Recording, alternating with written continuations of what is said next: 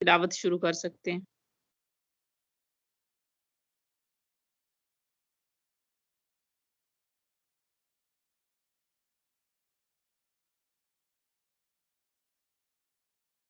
अपने माइक पे टच करें, फिर आपकी आवाज़ आएगी।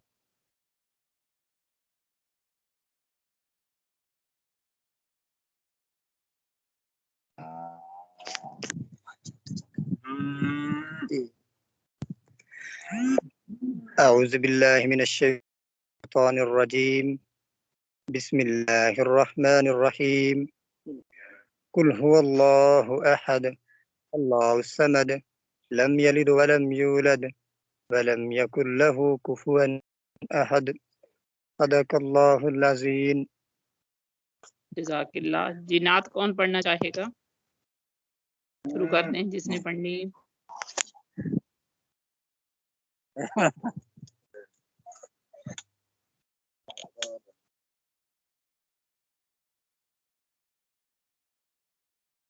जी, नात जो पढ़ना चाहता है वो शुरू कर दे। मैम मैम मैं एक छोटी सी रबाई पढ़ना चाहती हूँ, अगर मैमूना मेरा साथ दे तो। जी, पढ़ें आप। यमुना को अगर आती हुई तो साथ देंगी। अस्सलाम वालेकुम मैम, इजाजत है? बिल्कुल इजाज़त है, शुरू करें। बिस्मिल्लाहिर्रहमानिर्रहीम। बलगल लौला बिकमालिही कशफ दुजा बिजमालिही हसनत जमीओ के सालिही। मैमुना आप मेरा साथ तो देना। हसनत जमीओ के सालिही सल्लू आज आपको तो पढ़े।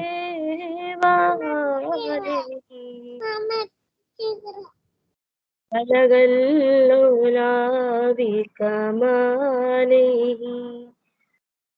बलगल लौला बिकमालिही हसनत जमीओ के सालिही मुझे मत कहो कि गरीब हूँ, मेरा सबसे ऊंचा नसीब है।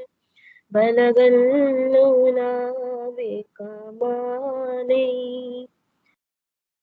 कशफ दुजा बिजमालिही हसनत जमीओ के सालिही सल्लू अलैहि वालेही सल्लू अलैहि वालेही। जज़ाकिल्लाह। जज़ाकिल्लाह। जी, कोई और नात पढ़ना चाहे तो मुकम्मल नात जल्दी से बोले।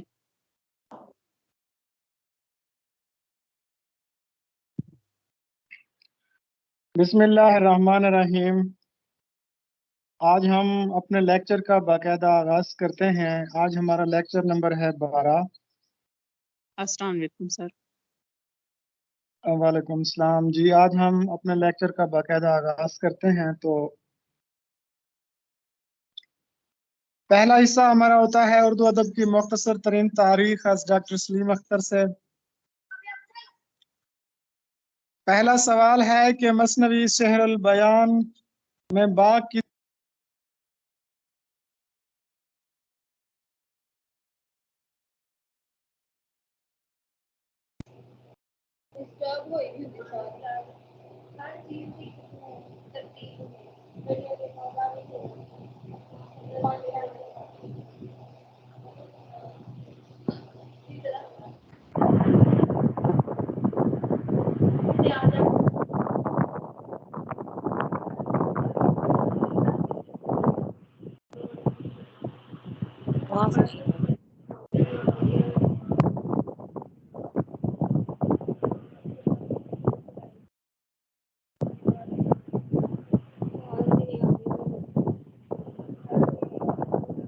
सर आपका माइक ऑफ हो गया है, शायद आप अपने नाम से नहीं है तो इस वजह से गलती से मैंने ही ऑफ कर दिए।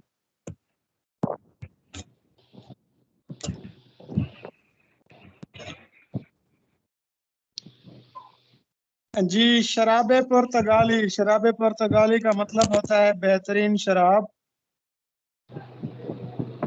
अरे ये शुरू से नहीं सुना, आपका माइक ऑफ था, ये 3-4 माइक ऑन थे तो इनको ऑफ कर रही थी। जी जी सर, जी जी सर, आपकी आवाज नहीं आई, पहले ऑप्शन से शुरू कर लें प्लीज।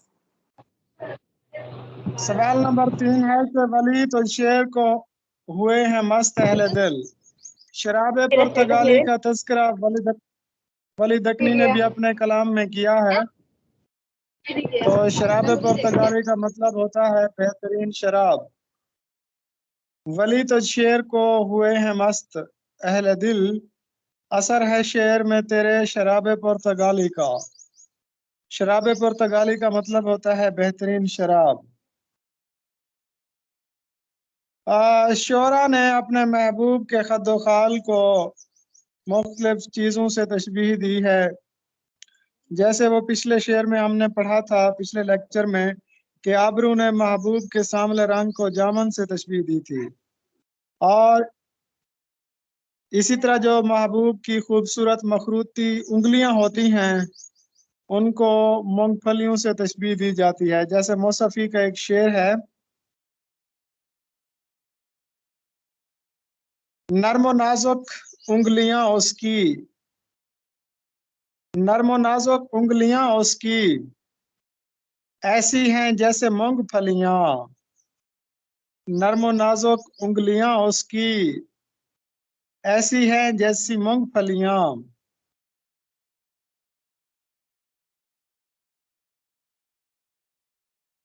नजीर अकबर आबादी यार बाश और मजलसी इंसान था, डॉक्टर सलीम अख्तर का कहना है।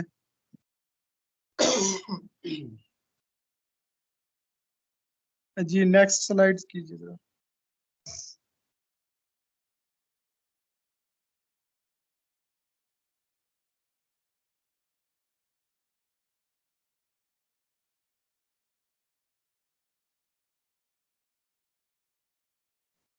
जी सर। जी, मीर तकी मीर मर्दम बेजार और बातिन भी इंसान था, डॉक्टर सलीम अख्तर।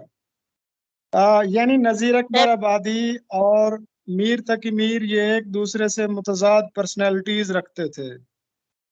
नजीर अकबर आबादी मजलसी और यारबाश इंसान था,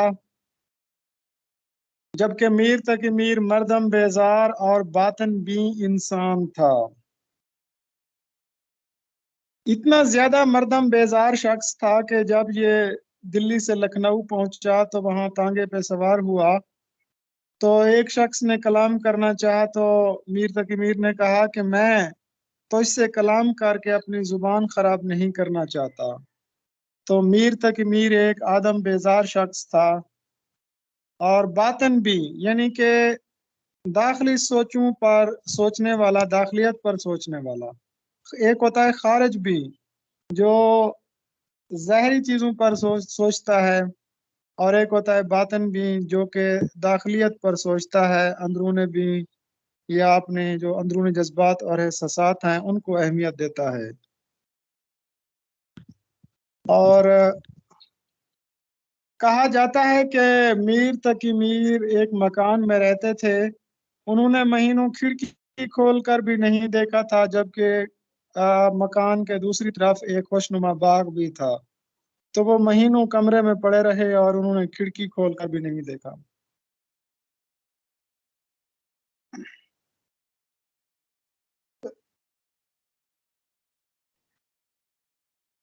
नजीर अकबर आबादी ने अपने कलाम में मकामी अल्फाज भी इस्तेमाल किए हैं, जैसे बैर बहुटी।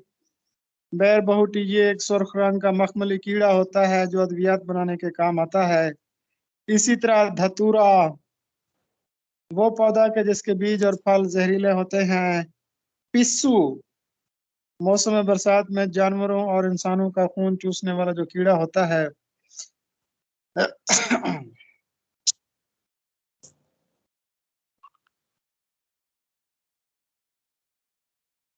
जी ma'am next slide slide show नहीं कीजिए। हो रही। स्लाइड शो हो रही है। नेक्स्ट स्लाइड कीजिए, ये पढ़ लिया। सर कर दिए। दिल्ली अखबार उर्दू जारी किया मोहम्मद बाकर ने।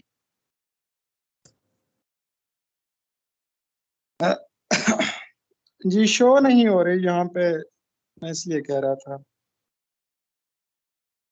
सर मैं बाकी लोगों को शो हो रही है या नहीं? जी जी मैम हो रही है शो। जी मैम हो रही है शो। हो रही है शो। ये फिर नहीं, नेटवर्क का इशू है सर। हाँ, सर मैं वो रीड मैंने आउट कर टेक देती हूँ आप।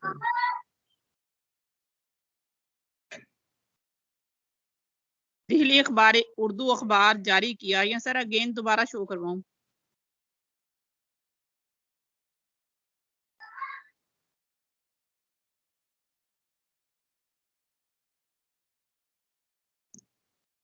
जी आप दोबारा शो जरा कराइएगा प्लीज। जी सर मैं कर रही हूँ।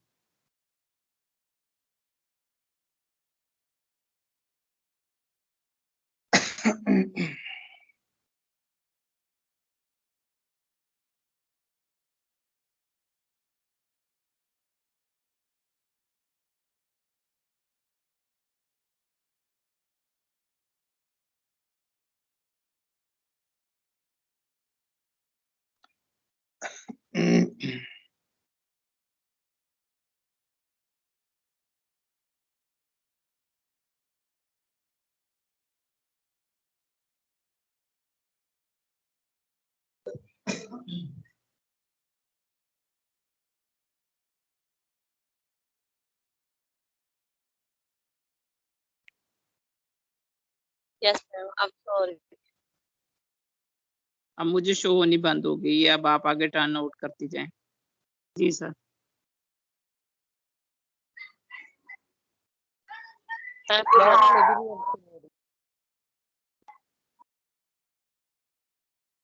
अब सही।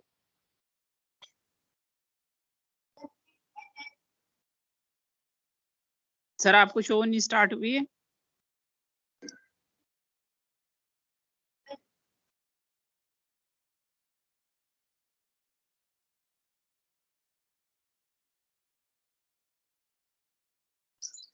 जी नेक्स्ट स्लाइड मुझे तो शो नहीं हो रही। मैम मुझे शो हो रही। हाँ जी ये ठीक है, अब शो हो रही है। जी तारीख अदबियात मुसलमानान पाक हैं, डॉक्टर ख्वाजा मोहम्मद ज़करिया की तारीख पढ़ते हैं। पहली मारूजी है दिल्ली उर्दू अखबार किसने जारी किया था? ये दिल्ली उर्दू अखबार मौलवी मोहम्मद बाकर ने जारी किया था। मौलवी मोहम्मद बाकर मौलाना मोहम्मद हुसैन आजाद के वालिद थे। ये कुछ अरसा दिल्ली कॉलेज में भी पढ़ाते रहे थे। ये उर्दू के पहले शहीद सहाफी भी कहलाते हैं।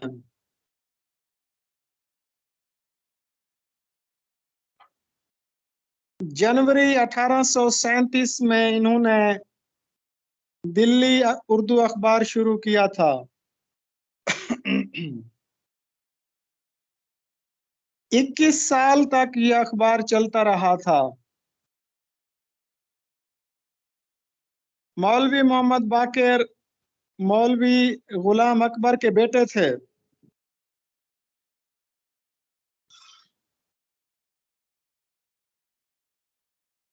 सोलह सितंबर 1857 को इनको गिरफ्तार किया गया था।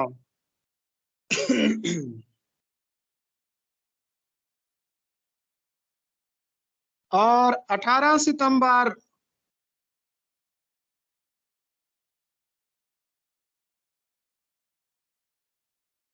1857 को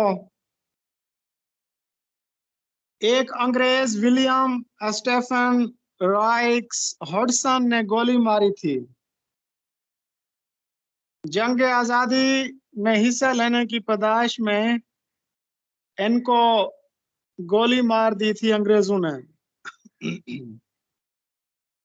लेकिन जिस शख्स ने मौलवी मोहम्मद बाकर को गोली मारी थी स्टीफन हॉडसन ने, 1 साल बाद उनको भी गोली मार दी गई थी। लखनऊ में गोली मारी गई थी उनको बेगम कोठी एक मशहूर कोठी थी, बेगम कोठी। तो वहां पर उस अंग्रेज को गोली मारी गई थी। तो जब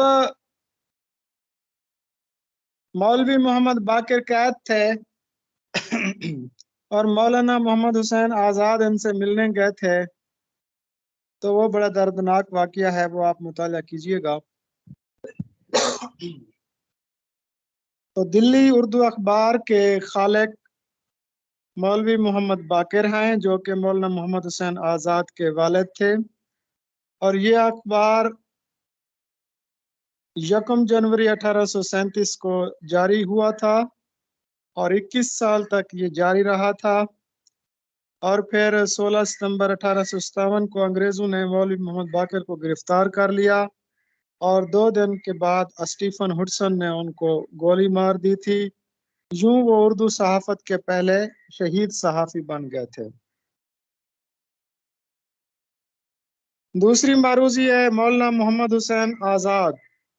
आपको पता है कि ये अंजुमन पंजाब जो 21 जनवरी 1865 को लाहौर में कायम की गई थी, और डॉक्टर लाइटनर जो है इसके बानियों में थे।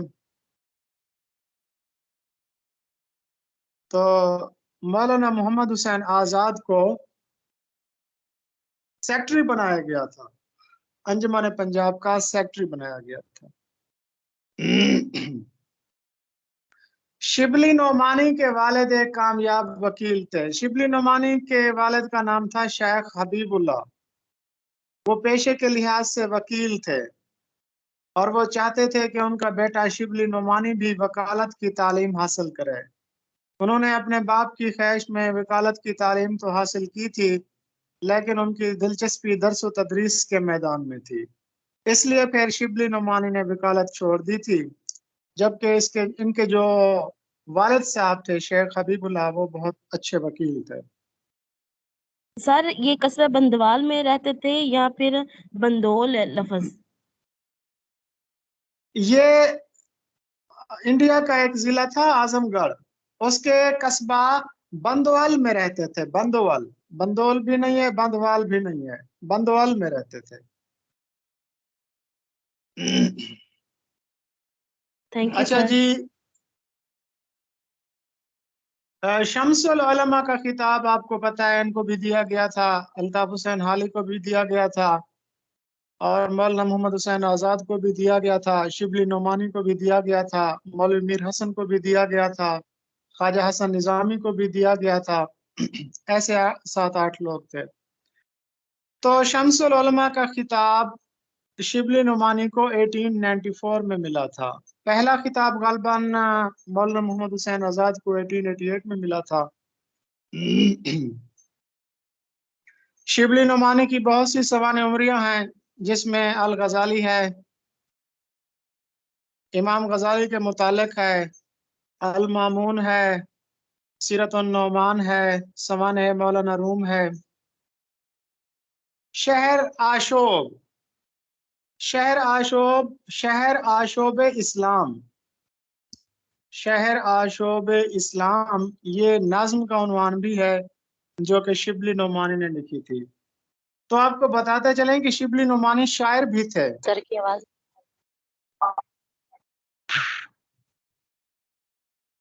जी, शिबली नोमानी शायर भी थे और फारसी में भी शायरी करते थे और उर्दू में भी शायरी करते थे।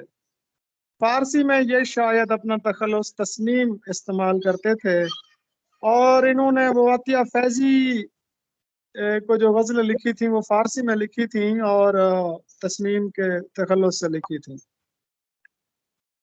सर एक है कि 2022 में पीपीएस का जो टेस्ट हुआ था उसमें अंग्रेज सरकार ने शम्सुल उलमा का खिताब दिया था, तो उसमें 2 ऐसे नाम थे जो ले चुके थे। तो अगर आपके इल्म में हो तो उसकी वजाहत कर दें, तो किस हवाले से पूछा गया था क्वेश्चन?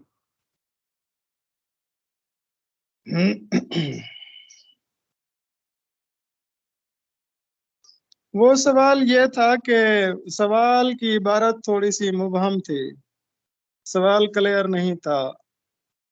2-4 सवाल ऐसे थे कि जिनकी इबारतें क्लियर नहीं थी, तो उसका जवाब मौलाना मोहम्मद हुसैन आजाद आता है। जी मैडम साहब, नेक्स्ट स्लाइड ऑन कीजिए। जी सकर दिए।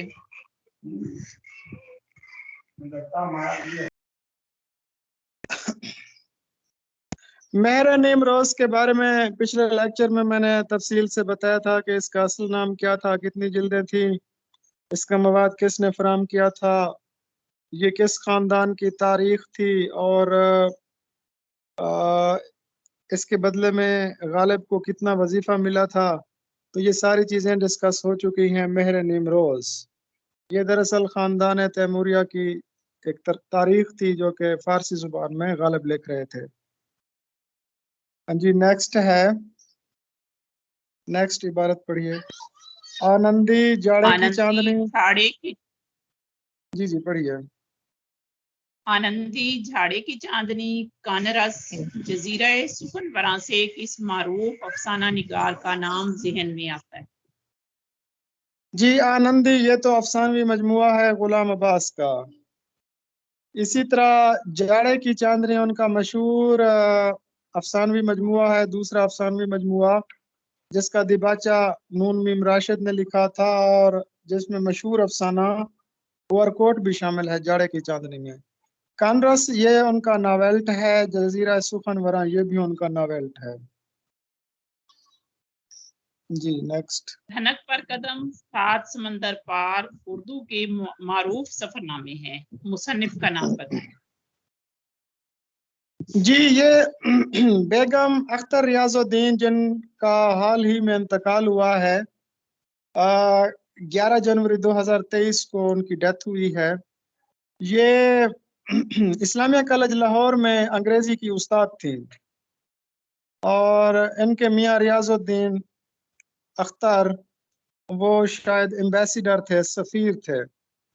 तो चूंकि मुख्तलिफ ममालिक में उनका आना जाना रहता था तो ये भी उनके साथ रहती थी। गालिबन इन्होंने 1952 में इस्लामिया कॉलेज ज्वाइन किया था और उसके बाद फिर 1965 में उस कॉलेज को खैरबाद कह दिया था। और फिर वो उन्होंने जो सफ़रनामे लिखे हैं उनमें 2 सफ़रनामे बड़े मशहूर हैं, 7 समंदर पार और धनक पर कदम। ये धनक पर कदम, अब कौन सा सवाल पूछा गया है? हाँ जी, धनक पर कदम। इससे पहले 7 समंदर पार 1963 में जो है ना उनका एक सफरनामा मंजर आम पर आया था।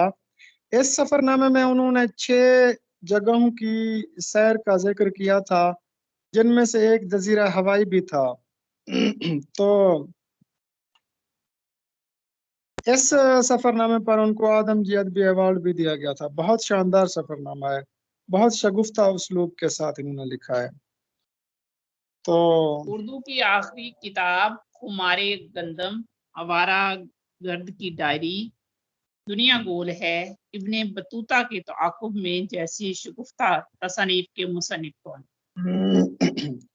जी आपको तो पता है कि ये इब्ने इंशा हैं जिनका असल नाम शेर मोहम्मद खान है। इनके मुतालिक डिस्कशन भी हो चुकी है और इनके गालबन 5 सफरनामे हैं। आवारा गर्द की डायरी इनका पहला सफरनामा था। दुनिया गोल है इनका दूसरा सफरनामा था। इब्ने बतूता के ताक़ुब में तीसरा था। चलते हो तो चीन को चलिए इनका चौथा सफरनामा है। नगरी नगरी फिरा मुसाफिर इनका 5वां सफरनामा था। और फिर इनके मज़ामीन के 3 मजमूए शामिल हुए थे। आपसे क्या पर्दा, खुमारे गंदम और उर्दू की आखिरी किताब, ये इनके मज़ामीन के मजमूए थे। तो ये स्क्रीन को टच मत किया करें, मैंने बार बार कहा है। अच्छा मैडम साहब, वो रिकॉर्डिंग को भी ये लोग टच कर देते हैं, जरा देखिएगा, उस पर भी निगाह दी। सर मैं 10-10 दफा देखती हूँ, अब देखें फिर किसी ने चेंज किया है। मेहरे जी नीम नेक्स्ट रोज, मरीज। जी सर मैं पढ़ी। उठो वगरना हशर मैम नहीं रिकॉर्डिंग होगा। तो मैं देखती रहती हूँ। मैं भी 10-10 दफा देखती हूँ। अभी भी देखें, ये स्क्रीनशॉट लेने के लिए इसको चेंज करते हैं, और मैं सिर्फ इसलिए रहने देती हूँ चेंज करना कि अगर मेरा सिग्नल जाए तो प्रॉब्लम ना हो नेटवर्क की। उठो वगरना हश नहीं होगा फिर कभी, दौड़ो जमाना चाल क्यामत की चल गया। ये शेर इस इल्मी व अदबी और नीम सियासी माहवार जरीदे की पेशानी पर अरसा-दराज तक लिखा जाता रहा। सबसे पहले देखते हैं कि ये जो शेर है, ये जस्टिस शाहदीन हुमायूं, जो कि डॉक्टर अल्लामा मोहम्मद इकबाल के दोस्त थे, उनकी एक गजल से ये शेर लिया गया है। ये बैतुल गजल है। जस्टिस शाहदीन हुमायूं के इंतकाल के बाद उनके बेटे बशीर अहमद जार ने एक रिसाला जारी किया था, रिसाला हुमायूं। हालांकि इकबाल चाहते थे कि बशीर अहमद जार ये रिसाला जारी ना करें, बल्कि गारसा दितासी की जो तसानीफ हैं उनका तर्जुमा करें, लेकिन उन्होंने अपने वालिद की याद में ये रिसाला जारी किया था। और इस रिसाले की पेशानी पर यही शेर लिखा होता था, उठो वगरना हश्र नहीं होगा फिर कभी, दौड़ो जमाना चाल कयामत की चल गया। ये पूरी गजल कुछ इस तरह है, बल्कि इसका उन्वान था शोराए कौम से खिताब, यानी कौम के शायरों से खिताब। शोराए कौम से खिताब ये एक पाबंद नाज़्म है जो कि जस्टिस शाहदीन हुमायूं ने लिखी थी। ये कहते हैं कि ऐ शायराने कौम जमाना बदल गया, पर मिसले जुल्फ़े यार तुम्हारा न बल गया। खूबसूरत। पीटोगे कब तलक सरे राह तुम लकीर को, बिजली की तरह सांप तड़प कर निकल गया। उठो वगरना हश्र नहीं होगा फिर कभी, दौड़ो जमाना चाल कयामत की चल गया। जी नेक्स्ट मारूजी। गुदड़ी का लाल नूर खान नामदेव माली उर्दू के सदाबहार खाके किसके शाहकार कलम से निकले? जी ये खाकों की एक किताब है जो कि बाबा उर्दू मौलवी अब्दुल हक ने लिखी थी। चांद हम आसर बड़ी मशहूर किताब है। तो इसमें उन्होंने, ये किताब सबसे पहले 1935 में शाये हुई थी। उसके बाद फिर यह कराची से 1959 में शाये हुई थी। इसकी पहली इशाअत 1935 को है और दूसरी इशाअत 1959 को है। इसमें गालबन 24 शख्सियात के खाके हैं और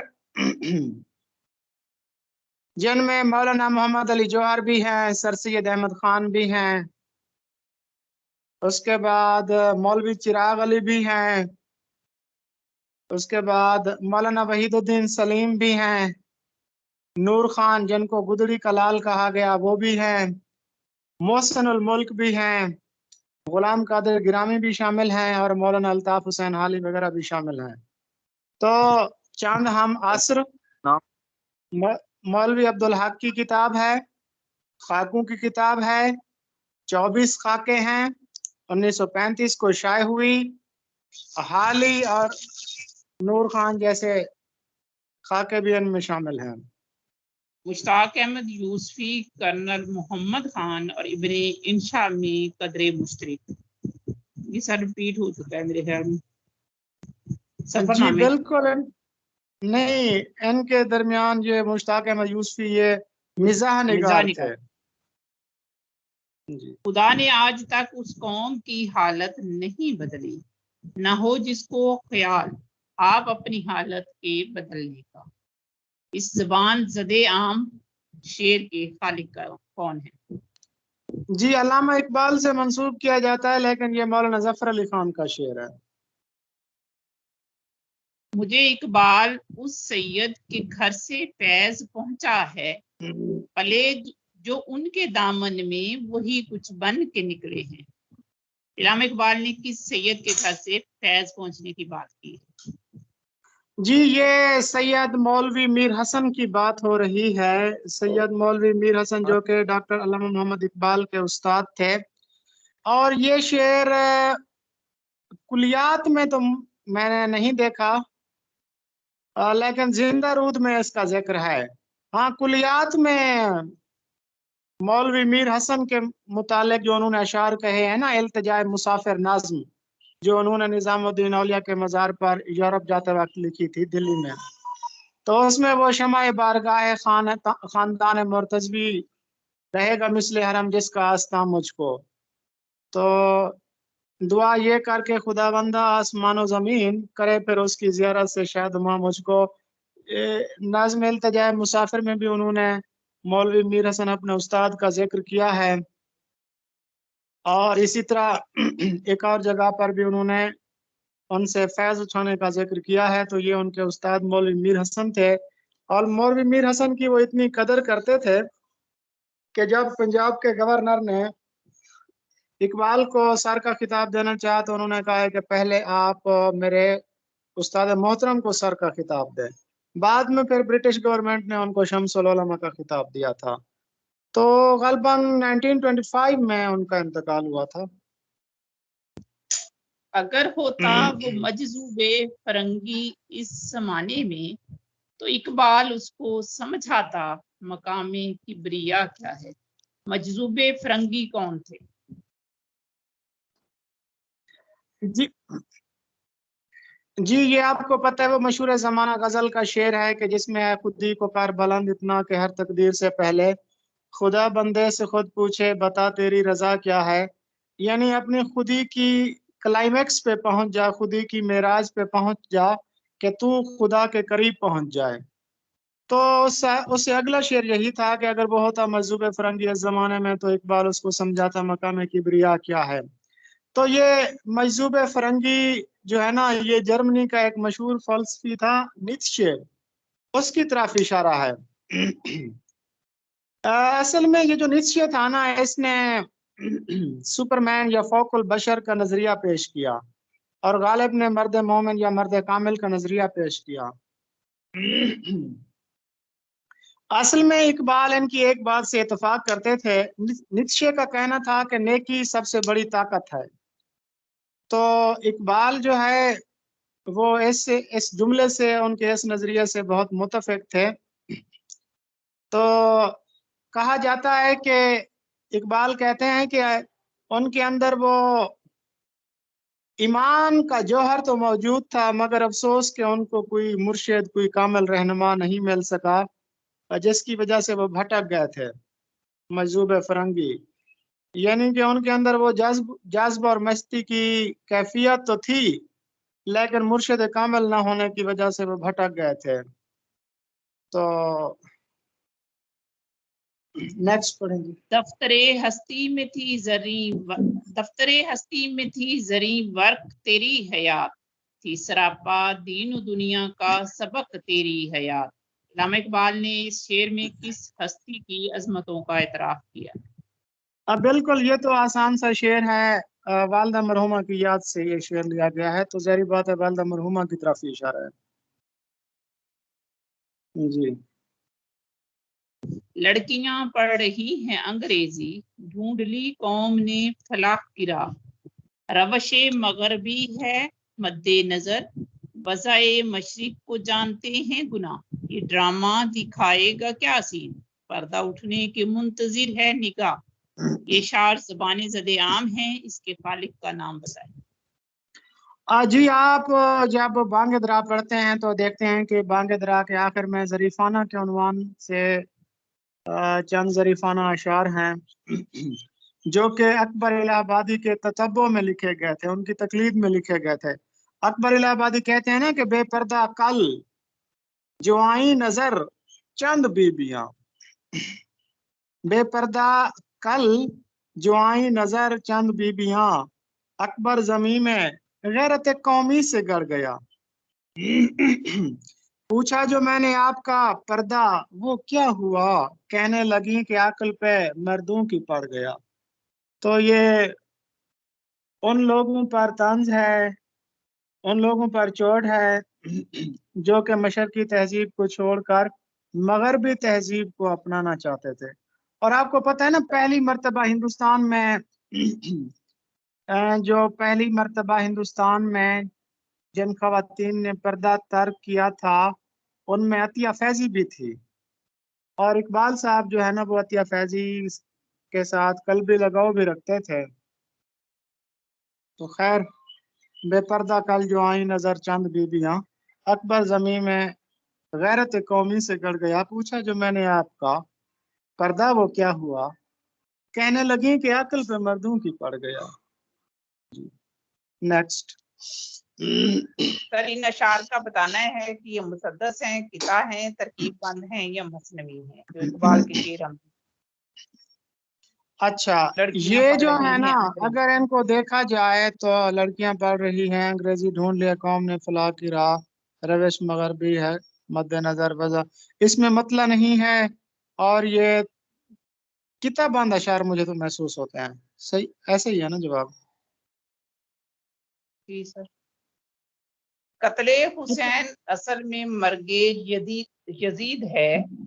कत्ले हुसैन असल में मर्गे यजीद है। इस्लाम जिंदा होता है हर करबला के बाद। शेर किसका है? जी, ये तो मशहूर जमाना शेर मौलाना मोहम्मद अली जौहर का है। बस के फाल सर माँ युरीद है आज। हर सलहशोर इंसान का घर से बाजार में निकलते हुए जोहरा होता है आब इंसान का। फाला माँ युरीद का मफहूम बयान करें। जी, ये कितानुमा अशार जो है गालिब ने लिखे थे। बस के फालियो मा युरीद, बस के फालियो मा युरीद है आज हर सिलाह शोर इंग्लिस्तान का। बस के फालियो मा युरीद है आज हर सिलाह शोर इंग्लिस्तान का। घर से बाजार में निकलते हुए जोहरा होता है अब इंसान का। चौक जिसको कहें वो मकतल है, घर बना है नमूना नमूना जिंदा का। शहर दिल्ली का जरा जरा खाक, तिश्ना खून है हर मुसलमान का। तो ये एक किता है जो कि मिर्जा असदुल्ला खान गालिब ने लिखा है। सर ये फालियो शेर मा दोबारा सुना युरीद। दीजिएगा। शुरू वाला है, दो मिसरे। बस के फालियो मा युरीद है आज, ये कुरानी आयत का एक शायद हिस्सा है। हर सिलाह शोर इंग्लिस्तान का, घर से बाजार में निकलते हुए जोहरा होता है अब इंसान का। तो फालियो मा युरीद, जो वो चाहता है वो कर लेता है। सिला शोर कहते हैं असला या हथियार रखने वाले शख्स को। जोहराब होने का मतलब होता है जिगर फटना, हौसला पस्त होना। जी, नेक्स्ट क्वेश्चन पढ़िए। जोहरा आपका मैम आपने बता दिया है। उर्दू शेरी अदब में तसव्वुफ का सरखेल किसे? जी, ये तो मिर्जा सबको पता है, मजहर जान तसव्वुफ जान। का सरखेल ख्वाजा मीर दर्द को कहा जाता है। जी सर।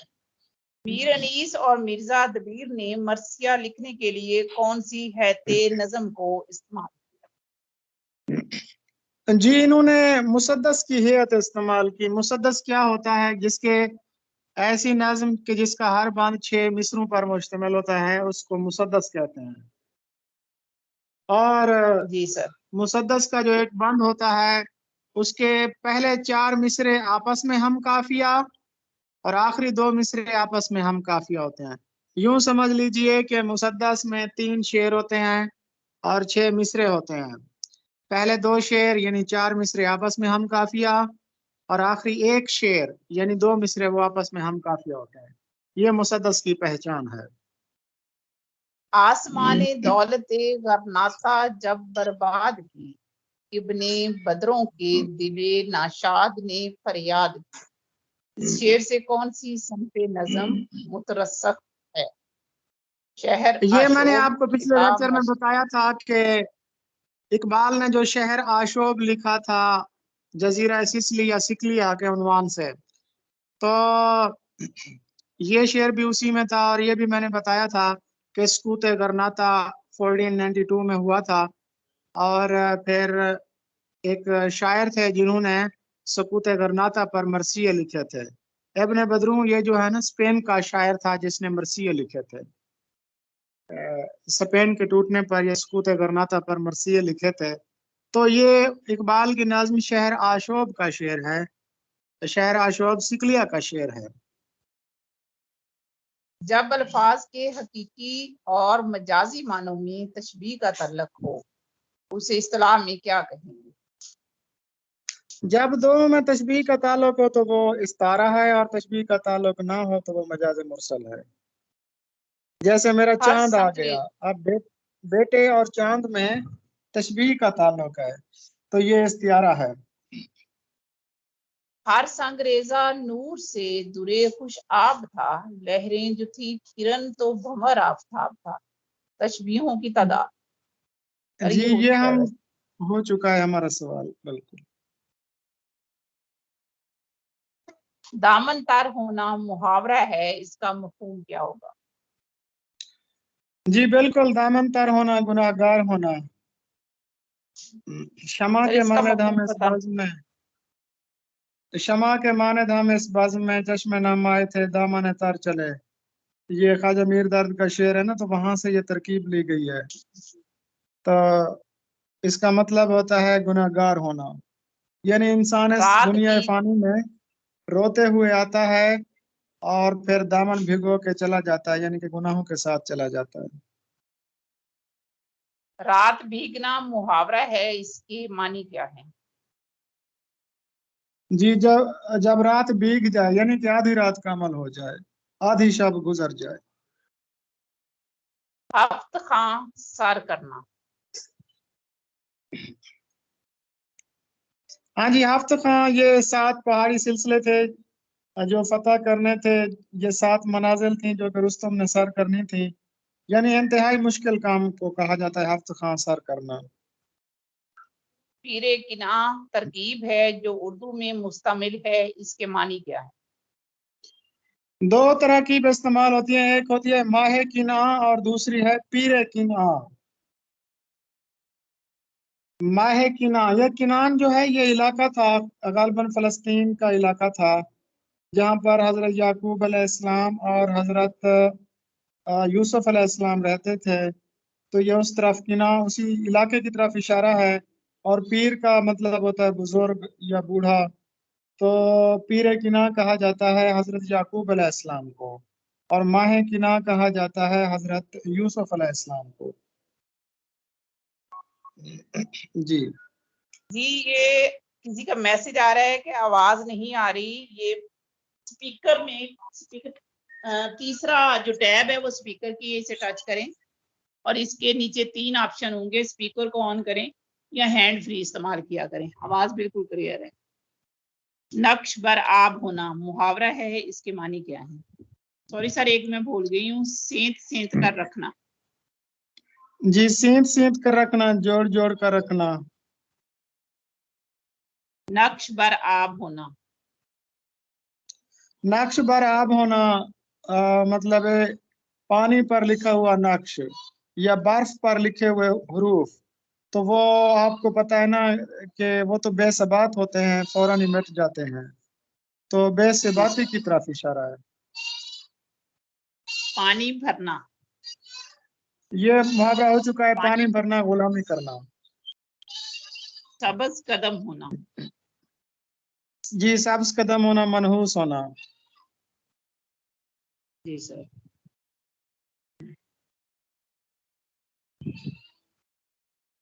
कंदी करना कवायद की रूह से क्या है? मुहावरा है, रोजमुरा है? ना मुहावरा जी है ये ना रोज। लफ्ज कुंदी करना, कुंदी का मतलब होता है खूब मारना पीटना, या कपड़ों की सलवटें निकालना, या खूब मारना पीटना। तो कुंदी करना दरअसल एक मुहावरा है। और मुहावरा जो है ना वो आपको पता है कि वो मुहावरा भी होता है और रोजमर्रा भी होता है। तो कुंदी करना, खूब मारना पीटना, ये मुहावरा भी है और रोजमर्रा भी है। गिनी बोटी निप्पा शोरबा। दरअसल दुरुस्त तरकीब ये है नप्पा शोरबा और गिनी बोटी, असल में ये कहावत है। तो ये किसी भी इंसान की कसमा पुरसी या मुफलसी या किफायत शियारी उस तरफ इसका इशारा है। नपा शोरबा गिनी बोटी। नुकसान माया शमातते हमसाया ज़रबुल मिसल है। शमातत माया कहते हैं, शमातत कहते हैं खंदा जनी को, खंदा जन होना, यानी हंसना, किसी दूसरे के नुकसान पर हंसना। तो यानी कि किसी भी हमसाये के नुकसान पर किसी दूसरे हमसाये का खुश होना, उस मौके पर यह लफ्ज बोला जाता है। जी सर। यानी किसी बिगाड़ पर हमसायों का खुश होना, यही होगा गलबन। असमत बीबी अज बेचादरी ज़रबुल मिसल है जो उर्दू में मुस्तमिल है, इसका मफहूम। जी इसमत बीबी अज बेचादरी यानी कि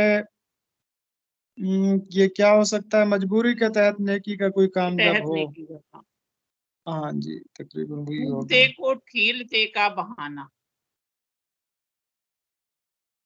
जी बिल्कुल, काम करने का जी ना हो और फिर दूसरा अगर मना कर दे तो फिर उससे बाज रह जाना। सौदे के साथ रोकन का मफहूम बताइए। जी थोड़ा सा जब आप कोई सौदा सुलफ लेते हैं तो उसके साथ थोड़ा सा जो इजाफी कुछ आपको मिलता है उसको रुखन कहते हैं। सर गाड़ी पाँव पहिया करना। जी बहुत ज्यादा तगोदाव करना, बहुत खूब कोशिश करना। जी फट पड़े सोना जिससे टूटे कान ज़रबुल मिसल है, इसका मफहूम। जी यानी कि किसी चीज के हुसूल के लिए आप अपनी जान को हलकान कर डालते हैं। कौन सा जुमला दुरुस्त है? आपने इस रकम का बिल्कुल सही इस्तेमाल किया है। बिल्कुल सही सर, ये इमला की सही है, तो मेरे ख्याल में बी सही है। जी सी डी बिल्कुल, सही है। यानी बे अलहदा लिखना है और लाम काफ अलहदा लिखना है और सही में दो हे होने चाहिए। इधर भी सर कौन सा जुमला दुरुस्त है? मेहनत करोगे या मेहनत करो वरना फाके के साथ मरोगे। नहीं, मेहनत करो वरना फाकू मरोगे। मेहनत करो कौन सा जुमला वरना फाकू मरोगे। जी जी कौन सा जुमला दुरुस्त है? दुनिया के हर मुमालिक में यही दस्तूर है। हर एक मुमालिक में यही दस्तूर है। हर मुल्क में यही दस्तूर है। दुनिया के एक एक जी मुल्क में यही दस्तूर। दुनिया के हर मुल्क में, हर मुल्क। वो ये खबर सुनकर गुमसुम हो गया, ये सर पहले हो चुका है। जी तो गुम एक सुम ही स्वाद सही है। वाला के साथ। जी जी दुरुस्त जुमला, मैं यहाँ बखैरियत से हूँ, मैं यहाँ बाफियत हूँ, मैं यहाँ बखैरियत व आफियत से हूँ, मैं यहाँ बखैरियत व आफियत हूँ। जब अगर बा सही आ होगा। जाए तो उसके साथ से या साथ नहीं लगेगा, खाली बा खैरियत तो आफियत लगेगा। सर कंप्लीट हो गया आज का। चलें जी, आज का ये कंप्लीट हो गया है और ठीक है जी, टाइम भी तकरीबन कंप्लीट होने वाला है, 4:50 हो गए हैं। तो आज का जी सेशन सर। एंड करते हैं इंशाल्लाह। ओके, अल्लाह हाफिज सर। ओके, अल्लाह हाफिज।